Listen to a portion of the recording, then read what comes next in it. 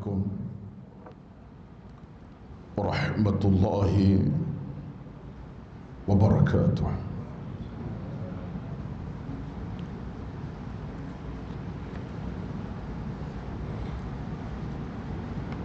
الحمد لله الواحد الأحد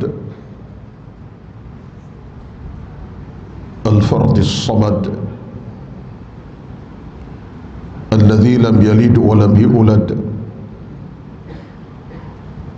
ولم يكن له كفوا أحد.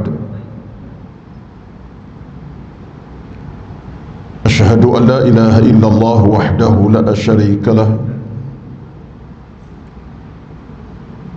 وأشهد أن محمدا عبده ورسوله. ربنا عليك توكلنا وإليك أنبنا وإليك المصير.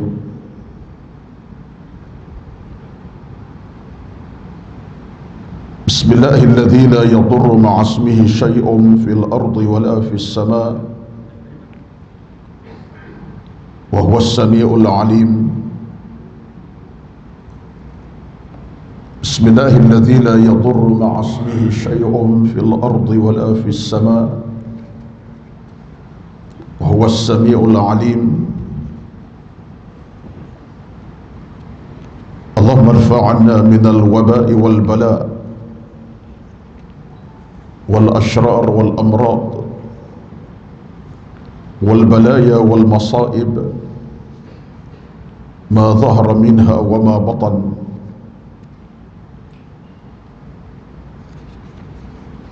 اللهم أعنا على ذكرك وشكرك وحسن عبادتك.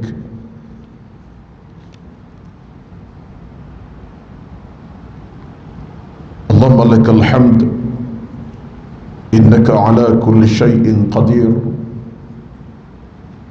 حسبنا الله ونعم الوكيل، ولا حول ولا قوة إلا بالله العلي العظيم.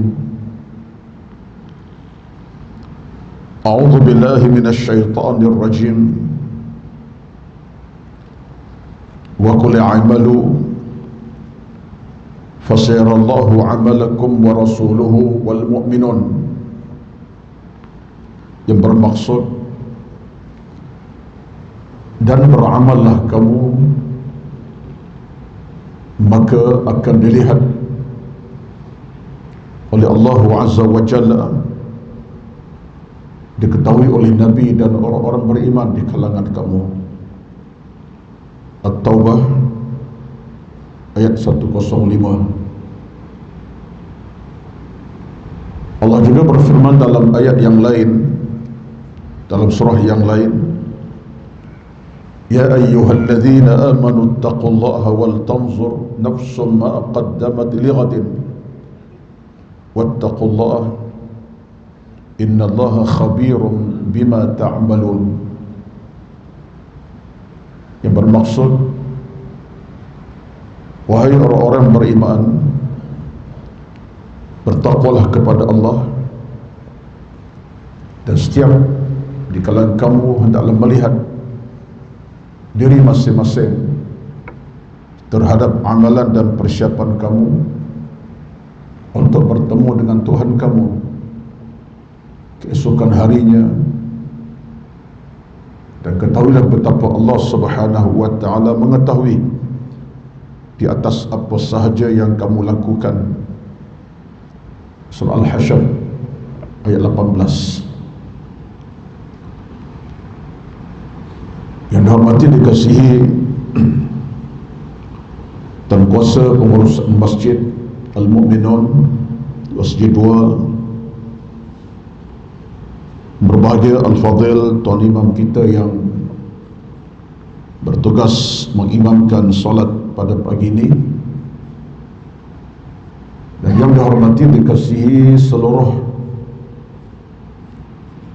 kehadiran para jamaah subuh di pagi Rabu yang penuh keberkatan ini. Alhamdulillah,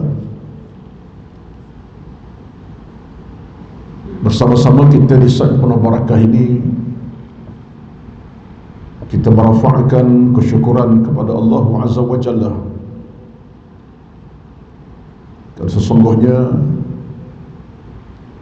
sesaat bila kita boleh bangkit daripada tidur kita masing-masing seketika tadi, dan kita mampu untuk tegak di dalam salat subuh berjemaah, bahkan sebelumnya ketika kita yang telah menyempurnakan ibadat qiyamnya, tahajudnya,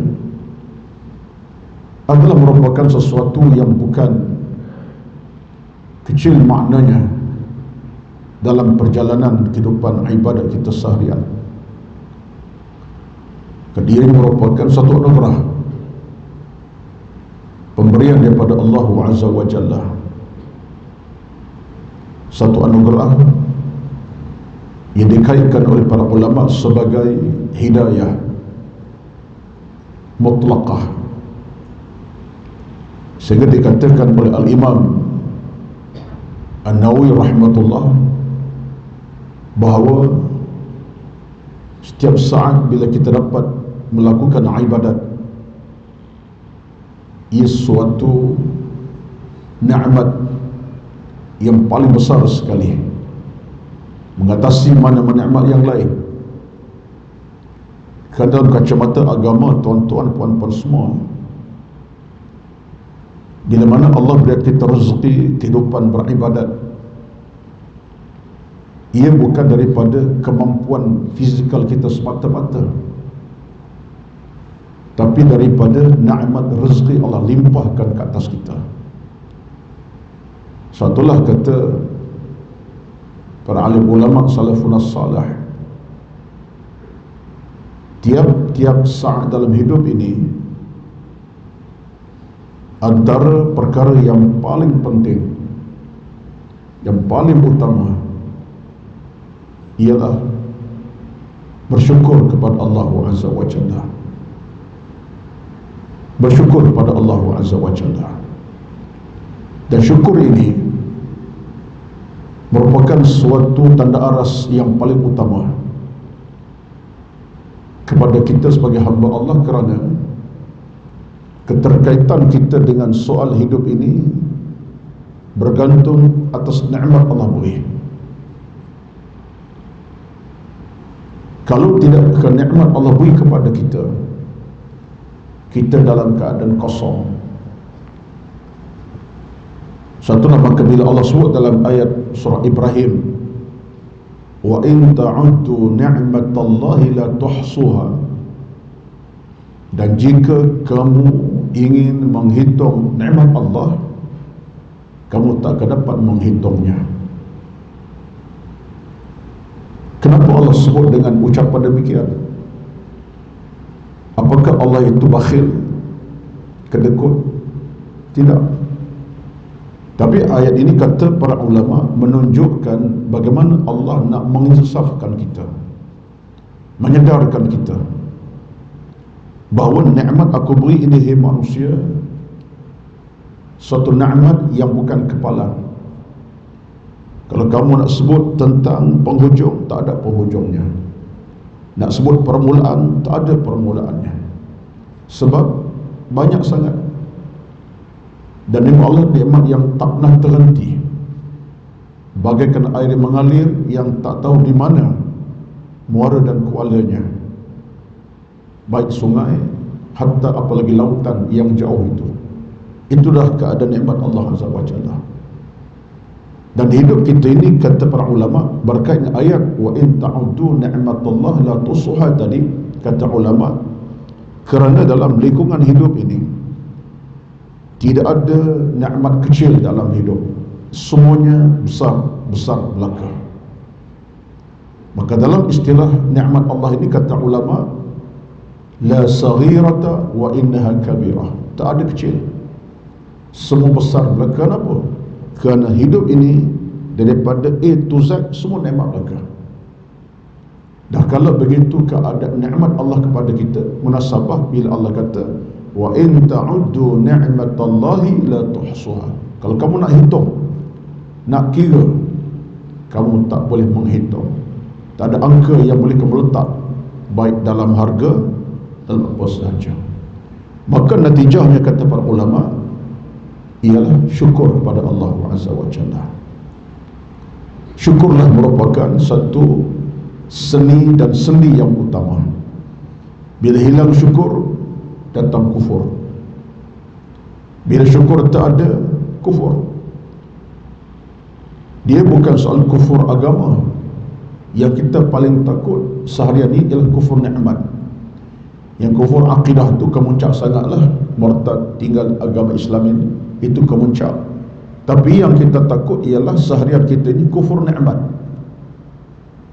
Kufur nikmat tidak keluar Islam, tetapi bila kufur nikmat, maknanya kita dengan Allah Azza wa Jalla terjejas hubungan.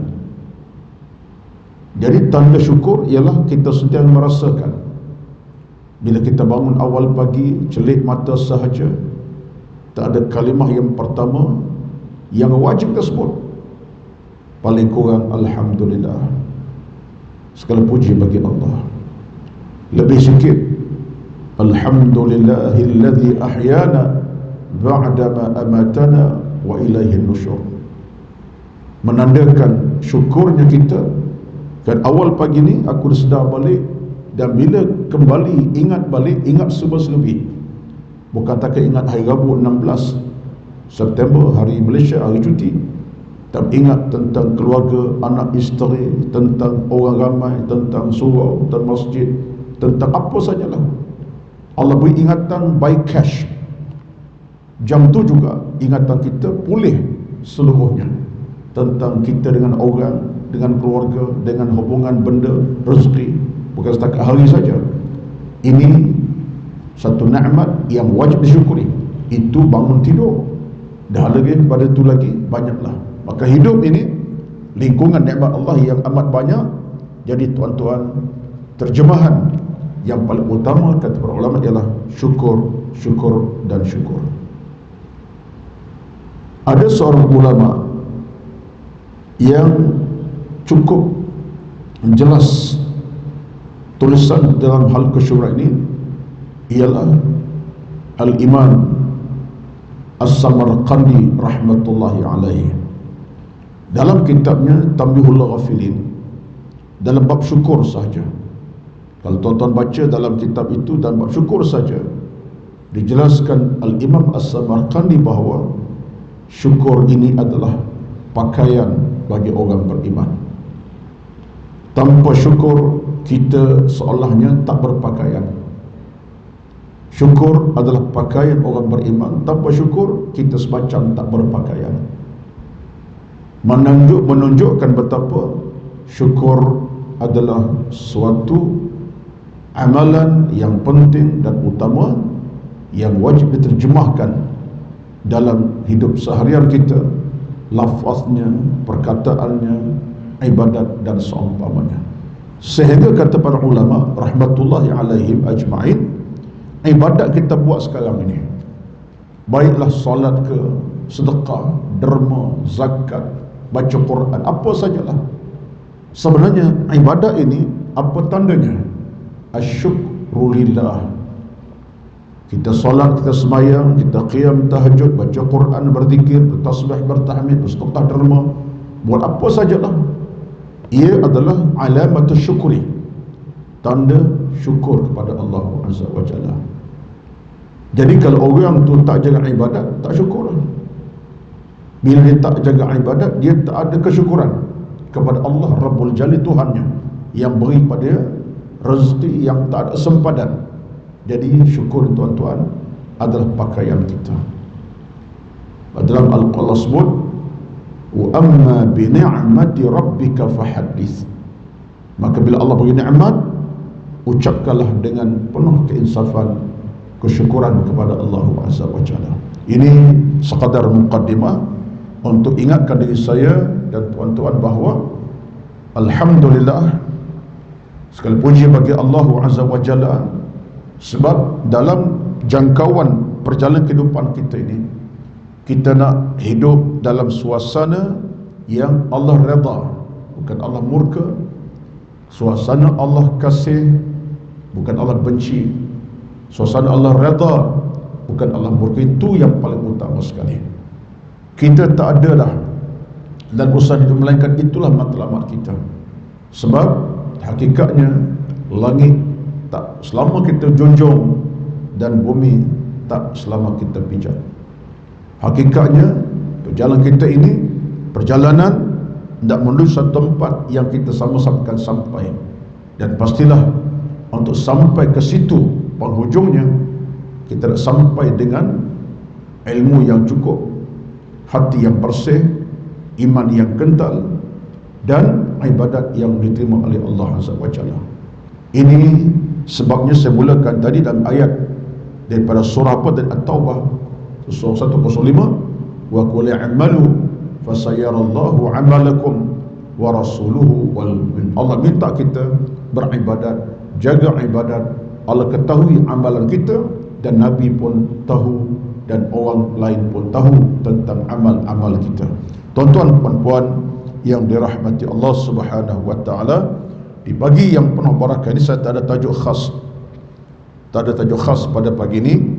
Dan alhamdulillah saya ucap terima kasihlah atas undangan daripada Tuan Haji Sofyan dan pada Haji Abbas yang telah hubungi saya untuk sampai ke masjid ini setelah hampir, saya ingat setahun lebih, hampir 2 tahun tak sampai ke surau, ke masjid yang serba indah ini. Tapi alhamdulillah pagi ini dapat ruangkan masa. Pada pagi ini tuan-tuan, saya tak ada tajuk khas, tetapi saya nak ajak tuan-tuan untuk merenungi beberapa patah bicara dari kalangan para ulama kita salafun salih. Saya namakan ceramah, kalau saya namakan ceramah ringkas saya pada pagi ini, dia tak lama ni, sekitar 40 minit lebih kurang. Saya namakan tajuk saya pagi ini, kalau tak bertajuk, saya namakan tajuknya ialah memahami bicara ulama. Memahami bicara para ulama. Sebab di antara satu warna yang penting untuk kita warnakan hidup kita, di samping Quran kita faham, hadis Nabi kita belajar, tak kita lupai ialah para alim ulama. Bicara-bicara mereka, bicara yang penuh dengan segala pintu kebaikan dan kemuliaan. Apalagi para ulama salafun salih. Mereka itu yang telah berjihad, berjuang, bekerja untuk agama, menulis dan mencatat, menyebarkan ilmu, dan jasa mereka bukan kecil kepada kita. Dibukukan. Ada ulama yang sudah beratus tahun, ada ulama yang hampir ratusan tahun, 700 tahun, 800 tahun, mereka masih meninggalkan pesaka kepada kita. Di antara buku yang saya cukup minat sampai sekarang ini ialah satu tulisan daripada Ibn Hajar Al-Asqalani, dengan mengumpulkan ribuan, bukan ratusan kata-kata ulama dalam buku yang bertajuk Al-Isti'dad Liyaumil Ma'ad, persiapan untuk hari kembali kepada Allah. Dia kumpulkan bicara ulama daripada zaman sahabat sampai zaman-zaman tabi'in kemudiannya. Baik, kemudian tuan-tuan, apa yang saya nak bincangkan ini merupakan kata-kata yang nampak kecil, tapi kalau kita cermati, kita perhati, kita tengok dengan mendalam, Allah menjadi sesuatu yang besar kepada kehidupan beragama kita. Peringatan yang simple, mudah, tapi penuh dengan hikmah yang tersirat. Contoh, bukan contoh lah, memang inilah saya nak baca. Antaranya ialah kata-kata para sahabat. Saya ambil dulu sahabat, kemudian kita bawa ulama-ulama tabi'in. Antara kata-kata yang menarik daripada sahabat Nabi SAW ialah daripada Abu Bakar As-Siddiq radhiyallahu anhu. Apa kata Abu Bakar tuan-tuan dalam kata-kata yang pendek, padat? Saya tak akan ambil masa panjang, saya akan cuba bawa hari ini sampai kalau boleh 7-8 kata-kata ulama. Kau dapatlah, kau tidak tengok keadaan, dengan tanpa beri kupasan yang panjang. Saya nak ambil satu kata ringkas, beri kupasan ringkas dan padat insyaAllah. Pertama, Abu Bakar kata apa? Abu Bakar sendiri tuan-tuan, kita maklum beliau adalah Abdullah bin Abi Quhafa, merupakan sahabat Nabi yang paling Nabi cintai, yang dicinta sayang oleh malaikat di langit sana, dan merupakan seorang sahabat yang cukup setia dengan Rasulullah digelar As-Siddiq, khalifah Islam yang pertama, mertua Nabi kerana anak Aisyah isteri Nabi kemudiannya, dan merupakan insan yang banyak sekali jasanya dalam dakwah Nabi semenjak zaman Mekah hingga zaman Madinah dan zaman kemudiannya. Itulah Abu Bakar radhiyallahu anhu yang disebut dalam sejarahnya, kalaulah ditimbang iman Abu Bakar ini dengan iman seluruh penduduk Mekah Madinah, nescaya Abu Bakar tetap mengatasi iman penduduk Mekah Madinah. Itulah kehebatannya. Wallahu a'lam lah. Kalau begitulah iman Abu Bakar ditimbang dengan seluruh orang Mekah Madinah tu, berat timbangan dia. Jadi kata-kata beliau ini kata-kata bestarilah tuan-tuan, bukan kata-kata yang biasa, luar biasa. Apa kata beliau? Man dakhala al-qabra bila zadin faka'annama rakibal bahra bila safinatin. Maksudnya, barang siapa yang masuk ke dalam kubur mati dalam keadaan tanpa bekalan, maka dia seolah-olahnya menaiki kapal,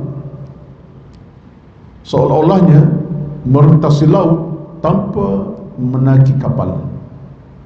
Sulang balik, man dakhala al-qabra bila zadin faka'annama rakibal bahra bila safinatin. Siapa yang masuk ke liang lahat, ke dalam kubur tanpa bekalan, ilmu tak ada, iman tak cukup, agama tak kuat mana, kosong, dosa banyak, seolah-olah orang ni dia rentasi laut yang dalam tanpa menaiki kapal.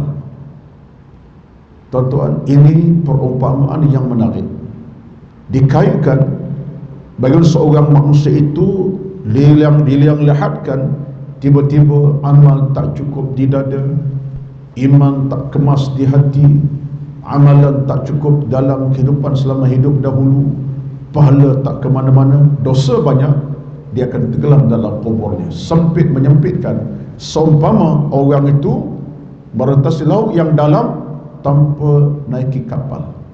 Seorang yang nak rentasi laut sekadar mana, boleh apa? Boleh berenang, bolehlah 1 kilometer. Lautan yang entah tepi kat mana, akhirnya lemas di lautan. Gagah pun boleh berenang kot 100 meter, 200 meter, 3 meter. Bila sampai tengah lautan, tenggelam dia, mati lemas. Ini perumpamaan menunjuk kepada kita, Abu Bakar sebut tentang hakikat ilmu dan amal.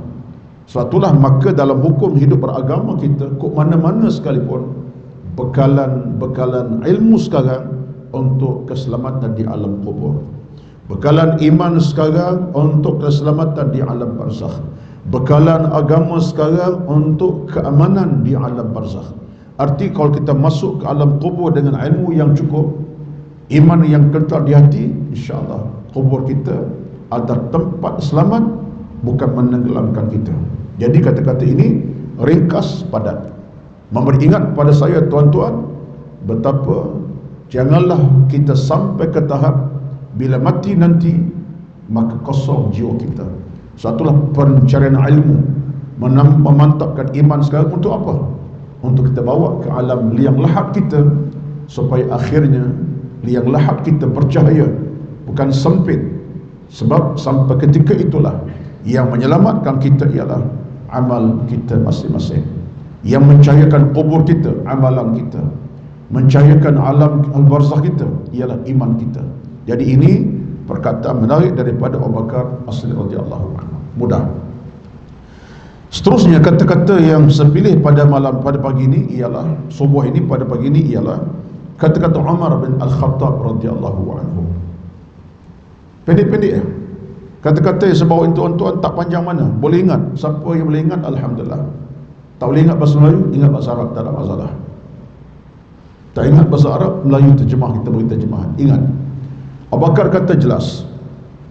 Yang sekarang Umar kata apa? Dan Umar radhiyallahu anhu, kita maklum dalam sejarahnya seorang cukup hebat, merupakan khalifah Islam yang kedua, yang merintah 10 tahun sebagai khalifah Islam yang kedua, merupakan ahli syurga yang dijanjikan oleh Allah Azza wa Jalla, dan merupakan mertua Nabi sallallahu alaihi wasallam, dan Hafsah anaknya, isteri Nabi kemudiannya, dan beliau dengan sejarah perjuangannya cukup hebat, digelar Al-Faruq, yang boleh membeza di antara yang benar dan salah, yang hitam dengan yang putih, yang baik dan yang dosa. Ini Umar bin Khattab radhiyallahu anhu, sejarah ringkas. Baik, apa dia kata? Izzud dunya bil mali wa izzul akhirati bi salihil a'mali. Pendek, tapi menepati kefahaman beragama yang kita nak cari dalam hidup sekarang ni. Pegang yang ini, kita selamat. Apa kata Umar? Izzud dunya bil mali wa izzul akhirati bi salihil a'mali. Kemegahan dunia ini dengan sebab harta, tetapi kemegahan di hari akhirat dengan sebab amal saleh. Allah, kata-kata yang tajam, pendek, ringkas, tajam, bermakna dan cukup bermanfaat. Izzud dunya bil mali wa izzul akhirati bi salihil amal. Kemegahan dunia ini dengan sebab ada harta, tapi ingat, kemegahan di alam akhirat dengan sebab amal saleh. Tuan-tuan, neraca Umar neraca yang benar. Hari ini orang boleh rasa hebat, rasa bangga, dibanggakan sebab apa?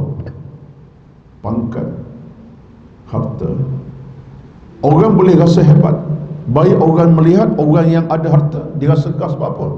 Aku kaya, aku hebat. Orang yang tengok pun, oh hebat dia, dengan rumah kediaman yang mahal, kereta besar. Contoh, ini antara isu dalam situasi kehidupan kita semasa. Dalam minda kita ada tu, tuan-tuan, tengok orang dengan nilai kemegahan dunia, tengok orang kaya lebih, Allah hebat dia, tahulah kerja apa, gaji sebulan agaknya 8 ribu, 20 ribu, 30 ribu, sejuta setahun, 2 juta setahun ke, 10 juta setahun ke, sebulan sejuta. Nilai kita akan terasa. Maksudnya ialah, bila tengok kemegahan dunia ini, orang akan rasa hebat. Apalagi orang berharta, mungkin kan tidak ada agama cukup, dia rasa akulah hebat. Jadi akhirnya kemegahan dunia itu orang cari, rebut. Tapi kata Umar bin Al-Khattab, sebenarnya kemegahan yang paling abadi ialah amal saleh di alam barzakh sana, alam akhirat sana. Saya tak nak bincang panjang, saya nak ringkas saja, tapi saya nak ambil kesan saja. Ini menunjuk kepada kita suatu keadaan moral dalam hidup beragama ini, inilah dia. Sedangkan pada hakikatnya, kita tak nafikan dunia itu satu rezeki, satu nikmat, satu kelebihan yang dapat alhamdulillah. Tetapi hari ini ada orang melihat dalam kacamata dunia segala-galanya. Bila harta banyak, segala-galanya, sehingga orang akan cari harta itu dalam keadaan tanpa batas. Ini menyebabkan dosa pada jangan kira. Penting aku nak dapat apa aku nak cari, peluang keemasan untuk aku tunjukkan aku hebat, dan orang tengok pun aku hebat. Kata Umar, itulah dunia. Ini bukan menafikan dunia itu hak kita, bukan, dunia hak kita. Tapi masalahnya ialah di dunia masuk dalam hati kita, kita rasa megah, hebat, akhirnya amal soleh tak cukup. Sedangkan kata Umar, wa'izul akhirati bisalihil a'mal, megahnya kita di alam akhirat ialah amal yang soleh. Kenapa? Kerana di padang mahsyar nanti, ya Allah minta kita bawa apa dia? Dalam hadis kursi Nabi sebut, bila kita semua berhimpun di hadapan Allah Azza wa Jalla, Allah tak pandang sikit pun pangkat harta kita miliki, tapi Allah akan sebut dengan perkara jelas, i'tuni bi a'malikum wala ta'tuni bi ansabikum. Hei manusia, berhimpun kamu hari depan aku dengan amal masing-masing. Sekarang masa dengan aku ini, aku nak tengok amal saja. I'tuni bi a'malikum, tolong datang menghadap aku dengan amal. Wala ta'tuni bi ansabikum, jangan datang bawa keadaan pangkat kamu, kekayaan kamu, aku tak nak tengok, kata Allah. Ini hadis kursi. Arti pada masa itu neraca yang utama ialah amalan amal soleh kita. Maka si miskin harta dunia, amal soleh banyak, dia bahagia. Si yang berharta dunia banyak, dia amal soleh ada, dia bahagia. Jadi kebahagiaan di hari akhirat tak kira siapa pun kita, yang mungkin dunia kita tak sama kedudukan, tapi di padang mahsyar kita dengan amal soleh kita sama level di depan Allah Azza wa Jalla. Semua bahagia belaka. Si miskin yang dulu hidup kais pagi makan pagi contohnya lah, tapi amal solehnya banyak, dia orang paling bahagia di hari akhirat. Si kaya raya, memang dia kaya raya tapi dia juga ada amal soleh, dia paling bahagia. Tarafnya sama, sebab ketika itu Allah tengok amal-amal soleh kita. Itulah kata Umar, izzul akhirati, kemegahan di hari akhirat amal soleh kita. Jadi tuan-tuan, amal soleh adalah bekalan kita. Amal soleh penyelamat kita. Amal soleh pemandu kita di hari akhir Allah Azza wa Jalla. Ini kita rangsang ini. Sebab itulah maka dalam hidup beragama ni tuan-tuan, mencipta amal soleh, mencetak amal soleh suatu kefarduan yang paling utama sekali. Cetaklah amal soleh walau di mana berada kita, kerana ia adalah harta kita yang kekal di hari akhirat nanti. Baik, kemudiannya kita ambil kata-kata Ali bin Abi Talib radhiyallahu anhu, khalifah Islam yang keempat, menantu Nabi sallallahu alaihi wasallam, seorang yang hebat dengan ketokohannya dan keilmuannya. Apa kata Ali? Ni yang keberapa ni? 1, 2, 3. Baik, saya mungkin lupa lah depan ni 3, 4, 5, tapi saya sebut. Yang ketiga daripada Ali, Ali kata apa? Ringkas juga, tapi semuanya cukup bermakna buat kita. Saya fikir dah tadi Abu Bakar, boleh ingat tu, siapa yang masuk ke liang kubur tanpa bekalan, seolah dia rentasi laut yang dalam tanpa naiki kapal. Itu yang Melayu lah. Yang ingat bahasa Arab lagi bagus. Man dakhala al-qabra bila azadin faka'annama raqibal bahra bila safinatin. Ingat dah. Yang kedua tadi daripada Umar, kemegahnya dunia kerana banyaknya harta, megah di hari akhirat kerana banyak amal soleh. Kita ingat tu, izzud dunya bil mali wa izzul akhirati. Yang ketiga ni pula kata Ali. Apa kata Ali? Man kana fi talabil ilm kanatil jannatu fi talabih, wa man kana fi talabil ma'siyah kanatin naru fi talabih. Padat ringkas, padat ringkas tuan-tuan. Allahu Akbar. Ini semua panduan kepada kita ni. Kata-kata ini tuan kita kena junamkan dalam diri kita, kita pasakkan dalam hati kita. Kata-kata sahabat tuan-tuan. Apa kata Ali? Man kana fi talabil ilmi kanatil jannatu fi talabih. Siapa yang berusaha mencari ilmu, syurga sedang melambai tangan kepadanya. Wa man kana fi talabil ma'siyah kanatin naru fi talabih. Siapa yang buat benda maksiat, neraka memanggil-manggilnya. Simple. Kata-kata yang simple tapi tajam.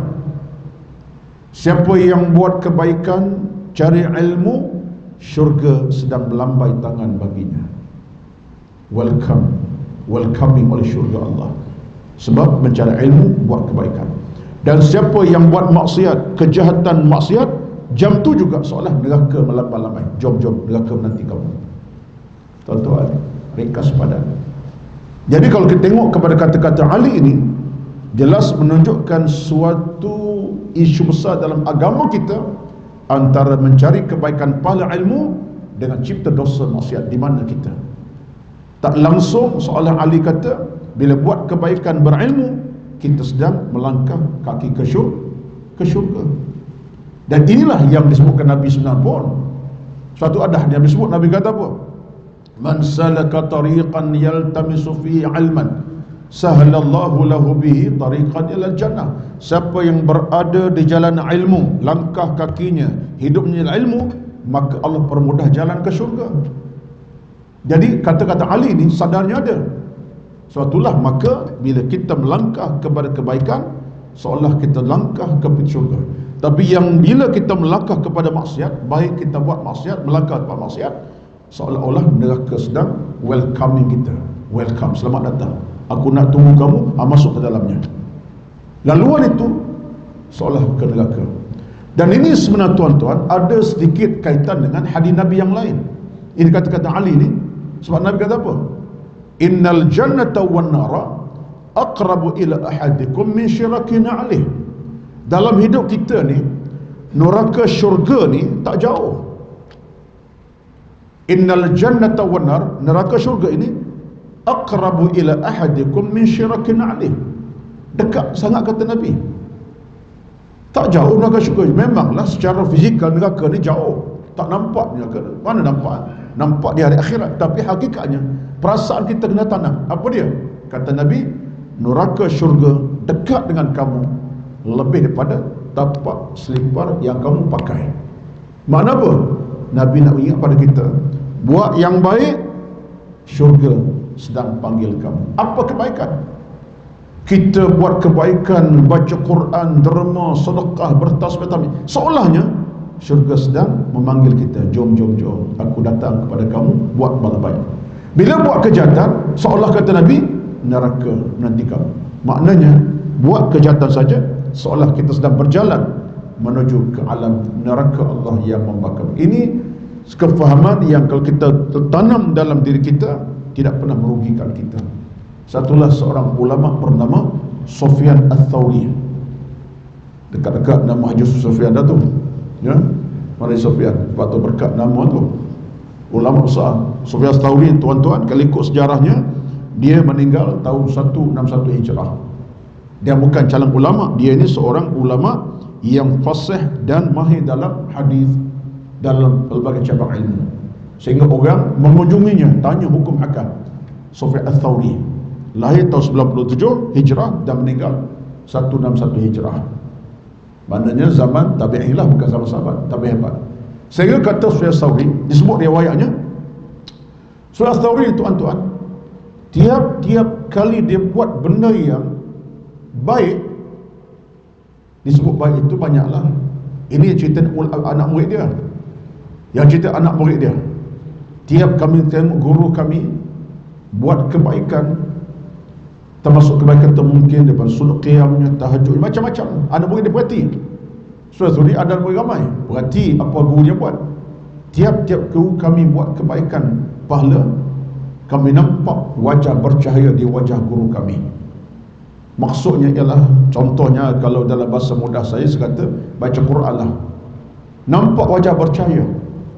Kami tanya guru kami, ma bika, apa yang berlaku wahai tuan guru? Apa kata Sufyan Ats-Tsauri? Aku sedang mendekati syurga Allah Azza wa Jalla. Dia letak dalam hidupnya, seolah dia buat satu benda baik, dia sedang dekat dengan syurga. Pernah satu hari, kata murid, guru kami ini terlewat sembahyang sunat, bukan wajib. Dia terlewat sembahyang sunat tahajud. Dia biasa bangun awal tengah malam, tiba-tiba dia hampir subuh dia bangkit. Kami datang kepada kami, tengok-tengok guru kami muka tak ceria. Muka tak ceria. Biasa nampak ceria, buat kebaikan, muka tak ceria. Kami tanya, Mabik, apa yang berlaku tuan guru? Dia bukan buat dosa, hanya kerana lewat tahajud, bukan lewat sembahyang zuhur wajib ni, hanya lewat tahajud, dia sudah beranggapan dia berdosa Allah. Mana taraf keimanan, tahap imannya lewat tahajud. Biasa dia awal, hari tu dia agak letih, dia lewat, tak sempat awal, tak buat awal, lewat tahajud, dia rasa macam dia berdosa dengan Allah, maka muka tak bercahaya. Akhirnya kata guru kami, aku tak sempat bangun awal macam biasa kan, aku keletihan. Bukan tak sembahyang tahajud, tak sempat sembahyang awal, maknanya dah lewat sembahyang lagi, tapi dia beranggapan sudah berdosa Allah Azza wa Jalla. Taraf iman tu tinggi, tuan-tuan. Kita sembahyang asar pukul 6.30, relax, tak ada apa. Maghrib dekat-dekat Isyak 10 minit, tak ada apa. Sebab iman kita tahap itulah. Itu kita. Tapi nak cerita Imam Sufyan Ats-Tsauri ni terasa berdosa lewat tahajud yang dia biasa awal, dia rasa dah cukup, tak selesa. Saya kata beliau, dia kata apa? Aku bimbang, aku sedang melangkah ke pintu neraka. Sebab tu dia nampak kecewa, sebab dia bimbang dia langkah ke pintu neraka. Allah, inilah kehebatan Sufyan Ats-Tsauri dalam isu neraka syurga tadi. Jadi kita ni tuan-tuan, balik pada cerita Umar ke Ali tadi, kata Ali, siapa yang mencari kebaikan ilmu, maka syurga menantinya. Siapa yang buat kemaksiatan, kejahatan, neraka melambai tangan baginya. Jadi ini peringatan daripada Ali bin Abi Thalib radhiyallahu anhu. Baik. Kemudian apa kata lagi daripada ulama kita yang lain? Ini saya ambil kata-kata Sufyan Ats-Tsauri tadi. Dia pula kata, dari cerita dia, anak murid. Sekarang kita ambil kata-kata siapa ni? Kata-kata Sufyan Ats-Tsauri. Ini yang berapa ni? 1, 2, 3, yang keempat. Okey. Alhamdulillah, ingat tu. Kalau yang ketujuh memang tidur tu. Okay. Alhamdulillah, nombor 4. Baik. Apa kata Sufyan Ats-Tsauri? Ini kata tadi kata sahabat, ini kata ulama. Ulama yang telah berjasa besar kepada dunia dan seluruh umat ini. Jasa mereka besar. Kata Sufyan Ats-Tsauri, panjang sikit. Apa dia kata? Man aznaba dhanban wa huwa yadhhak fa inna Allah yudkhiluhu an-nara wa huwa yabki. Allahu akbar. Wa man ata'a wa huwa yabki fa inna Allah yudkhiluhu al-jannata wa huwa yadhhak. Tuan-tuan, susunan kata-kata ini daripada orang berilmu, tersirat maknanya sebab apa yang tersurat. Kata Ats-Tsauri, man aznaba dhanban, siapa yang seronok buat dosa, seronok, tak kisah, ala peluang buat dosa, buatlah. Tak buat sekarang, bila lagi? Dosa tu saya tak cerita apa, dosa, faham je lah, dosa. Terjemah dosa tu dosa. Apa dosanya? Tuan boleh fikir sendiri. Siapa yang seronok buat dosa, kata Sufyan Ats-Tsauri, keadaan pula yadhhak, senyum ketawa. Alah, seronok dosa-dosa ni. Mana rasa angkuh dengan dosa, yadhhak, senyum ketawa dan berasa seronok. Kata Sufyan Ats-Tsauri, maka Allah akan masukkan neraka nanti dalam keadaan dia mula wahwa yabki, dia mula menangis. Gantian dia seronok dahulu, bila sampai di padang mahsyar Allah nak masukkan neraka dia, maka dia pun wahyabki, dia mula menangis. Maknanya gantian seronok kamu dahulu, hari ini bila sampai waktu menangis tak ada sudahnya. Yabki, ini pendosa yang seronok dengan dosanya. Adapun orang-orang yang kata dia yang keduanya siapa? Ini sebaliknya. Waman ata'a wa huwa yabki, siapa yang taat pada Allah dan asyik menangis, baca Quran menangis, tahajud menangis, berdoa menangis. Dalam doa pada dia banyak menangis. Bangun 4 pagi hafaz sajadah, air mata mengalir.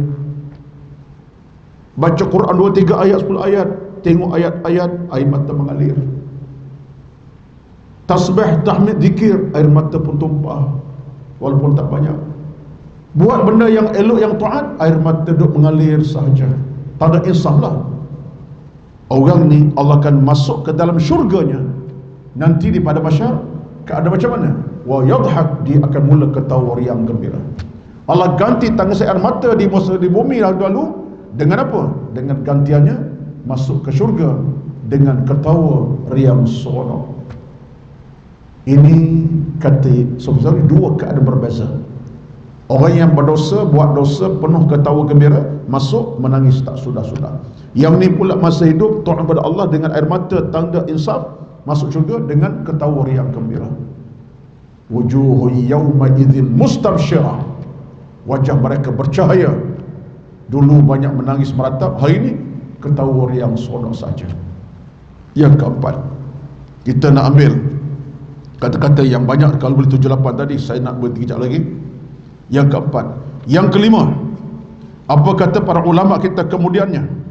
Tuan-tuan sekalian, di antaranya ialah kata-kata yang disebutkan oleh siapa ini? Nak pilih sikit lah, sebab banyak sangat nak sebut ini. Mana satu lagi tadi? Okey, kata-kata yang datang daripada Ibrahim bin Adham. Ibn Adham ni seorang ulama besar juga. Siapa orangnya? Dia meninggal tahun 161 Hijrah. Tadi As-Thawri meninggal 191 Hijrah. Dia ulama-ulama yang agak lama ni. Kita sekarang dah masuk 1442 Hijrah. Lama sangat dah ni. Dia orang-orang ni orang yang cukup alim. Nak cukup terbukti alim mereka meninggal tahun 161 Hijrah. Hari ni kita baca tulisan mereka. Tercatat dalam kitab tulisan mereka, kata mereka. Dah hebatlah tuan, ulama kita ni kesan besar. Meninggal tahun 16 Hijrah, 161. Hari dah masuk 1400. Dah 1000 tahun lebih dah. Tapi tulisan mereka kekal di dalam kitab-kitab yang muktabar. Kita baca subuh di pagi ni di Majid Al-Mu'minun. Ini menanda apa ni? Para ulama jasa mereka besar. Termasuklah yang cakap ni siapa? Ibrahim Adham, ulama pada Iraq, Basrah. Apa dia kata? Dia kata, aku ni, dia kata, ada 3 benda yang aku bimbang. 3 benda aku bimbang. Dia bercakap tentang dia, dengan keilmuannya, dengan keimanan, dengan kehebatan agama dan ilmu dia ada. Dia rasa bimbang 3 benda. Kita bimbang juga. Banyak kita bimbang, tapi apa tak tahulah. Bimbang, kok pagi ni pergi kedai makan habis nasi lemak contohnya. Itu kita bimbang. Biasanya orang berebut pagi-pagi minggu contohlah. Bimbang kalau tak sempat makan. Bimbang berlebihan. Tapi ulama bimbang apa? Ayat pertama dia kata apa? Pertama dia kata, ra'aitul qabra muwahishan wa laysa ma'i mu'nis.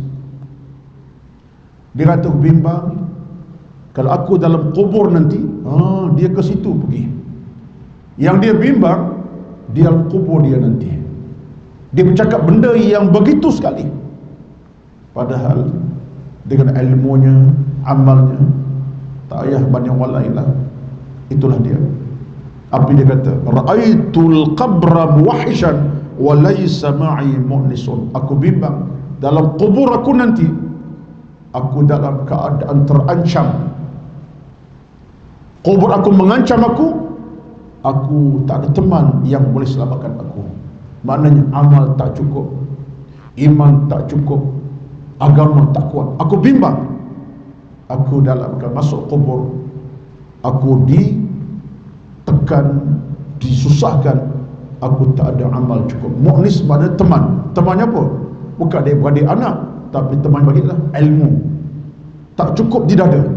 Allahu Akbar. Ni tahap dia punya ingatan kepada alam kematian. Itu satu aku paling takut. Yang kedua dia kata apa? Wa ra'aitu tariqan tawilan wa laysa ma'i zad. Aku bimbang aku nak pergi ke alam yang jauh sana. Bukan melancong ni. Aku nak pergi jalan yang jauh, iaitu mana? Ke alam namanya syurga. Tetapi aku tak ada bekalan cukup. Walaysa ma'izad. Aku nak pergi jalan yang jauh, hujung sana. Hujung sana apa? Syurga. Tapi aku tak ada bekalan yang cukup untuk sampai ke syurga. Allah, syurga nak aku ni, tapi tak ada bekalan cukup untuk sampai ke syurga Allah. Ni ratapan dia ni. Ratapan ulama nama Ibn Adham begitu sekali. Aku nak pergi ke syurga, tapi bekalan tak cukup ni. Walaysa ma'izad. Yang ketiga dia kata apa? Wa ra'aitul jabbara qadiyan wa laysa ma'i hujjah. Aku nak pergi bertemu Tuhan aku. Tuhan aku ni sebagai apa? Al-Jabbar, yang maha perkasa. Dan ada Allah ni yang maha jabbar. Jabbar ni maknanya al-qawi, Tuhan yang magah perkasa. Aku nak pergi bertemu Allah Tuhan aku, tapi aku tak ada hujah nak bercakap dengan Tuhan aku. Apa hujah aku? Mana aku ni kekurangan, mungkin ilmu tak cukup. Nak bercakap apa? Nak bertemu Allah. Walaysa hujjah, aku tak ada hujah nak dibawa. Tuan-tuan tengok dia punya percakapan, ratapan jiwanya mendalam. Takut kepada alam kubur, Kenapa? Menyempitkan aku tak ada kawan. Aku nak ke syurga yang jauh, bekalan tak cukup. Nak bertemu Allah yang begitu gah perkasa, tapi aku tak ada hujah nak bercakap. Inilah kata-kata yang dibawakan oleh Al-Imam Ibrahim Adham, nak menunjuk kepada kita tuan-tuan, jauhnya pandangan mata hati, bukan mata kasar saja, mata hati. Jadi kalau kita nak ambil pedoman ini, kena ambil lah. Saya cakap untuk saya tuan-tuan, bukan tuan-tuan saja. Betullah kita dalam hidup ini kita tak pernah merugikan diri kita, tak pernah merugikan hidup kita kalau kita fikir benda macam ni.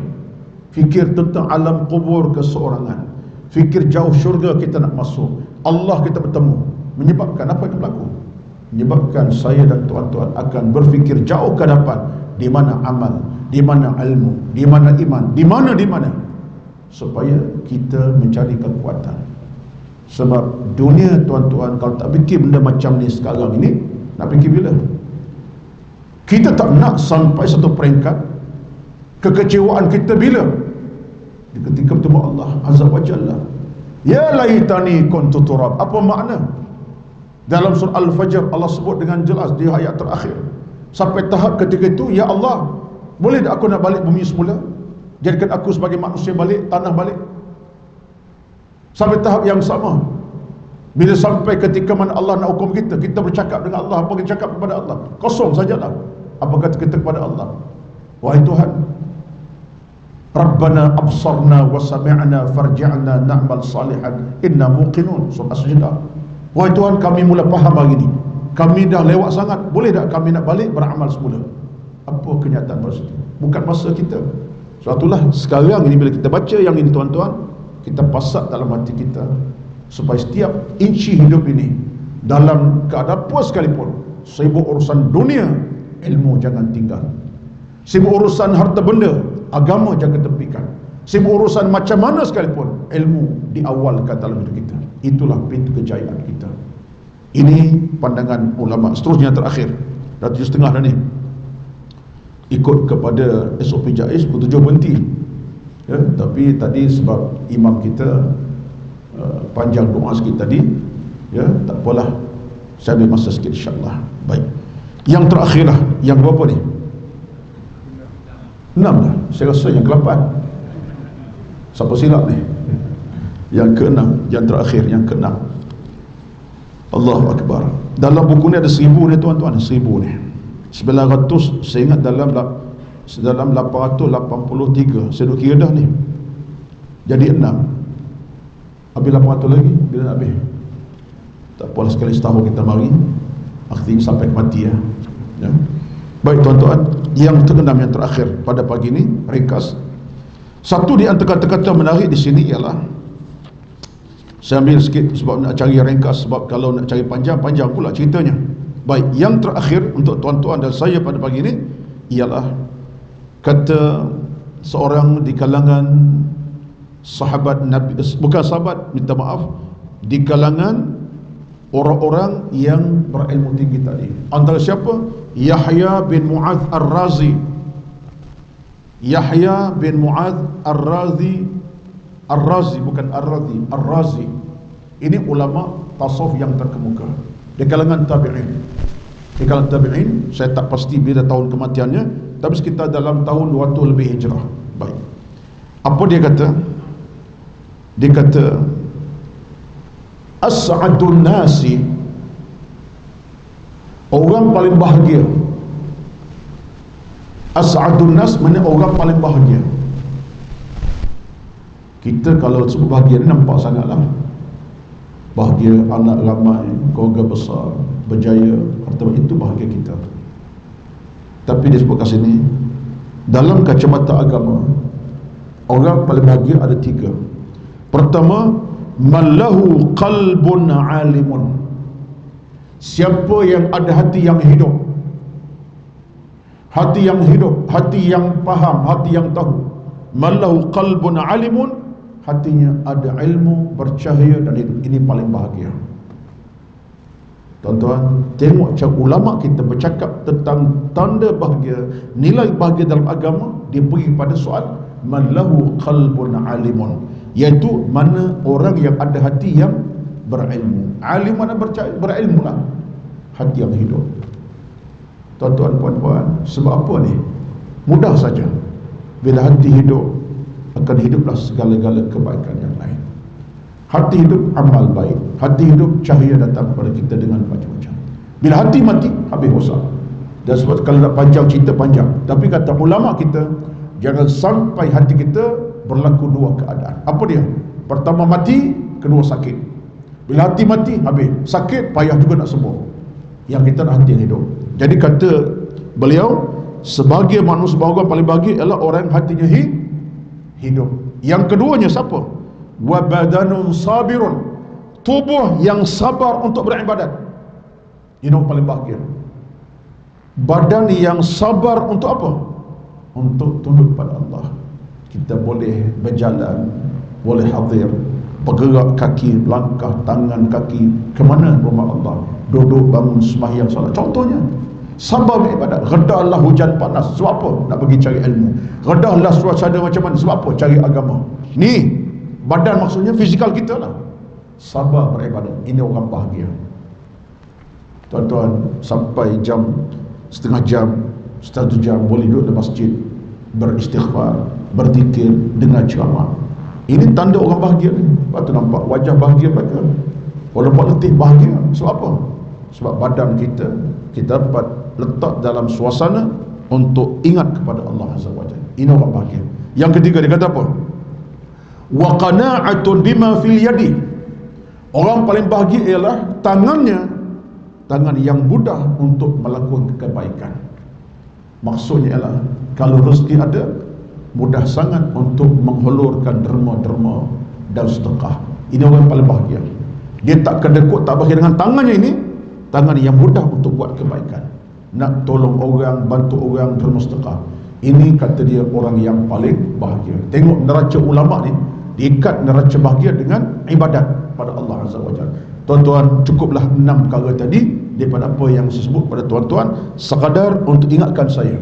Kalau tuan-tuan susun balik daripada Abu Bakar tadi, kemudian Umar bin Al-Khattab, kemudian Ali bin Abi Talib, kemudian kata-kata Sufyan Ats-Tsauri tadi, kemudian kata-kata Ibn Adham tadi, kemudian masuk kata Yahya bin Mu'adz Ar-Razi tadi, kumpulkan menjadi panduan kepada perjalanan hidup kita, harian kita, di samping kita faham tentang hadis Quran.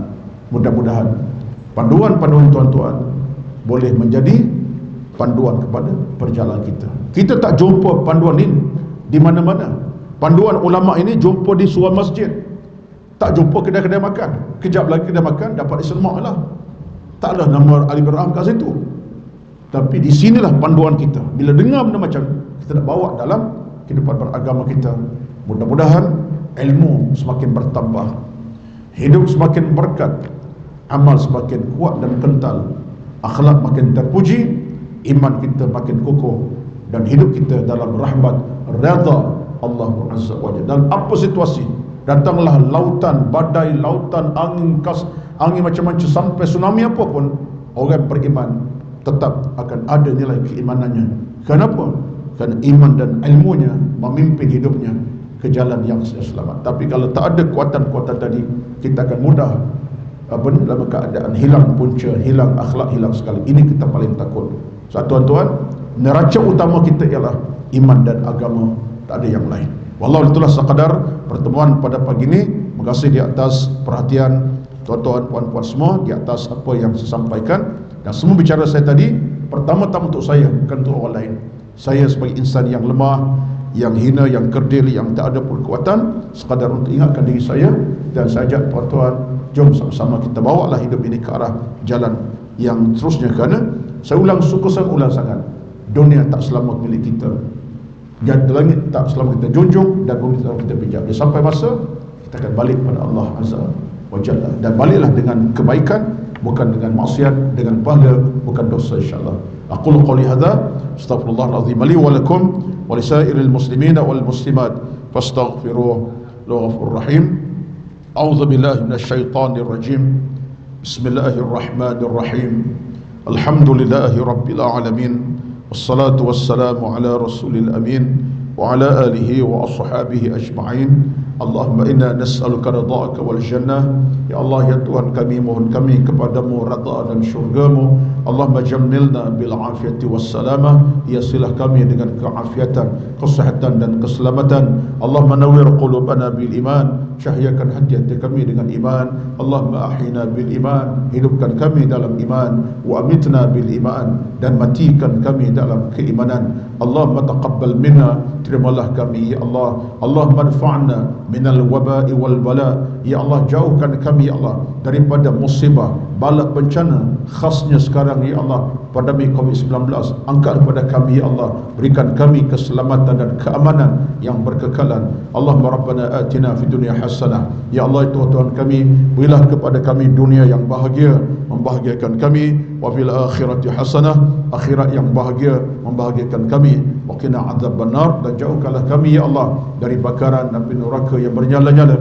Wassallallahu ala sayyidina Muhammad wa ala alihi wa ashabihi ajma'in, walhamdulillahi rabbil alamin. Taqabbalallahu minkum, taqabbal ya karim. Wassalamu alaikum warahmatullahi wabarakatuh.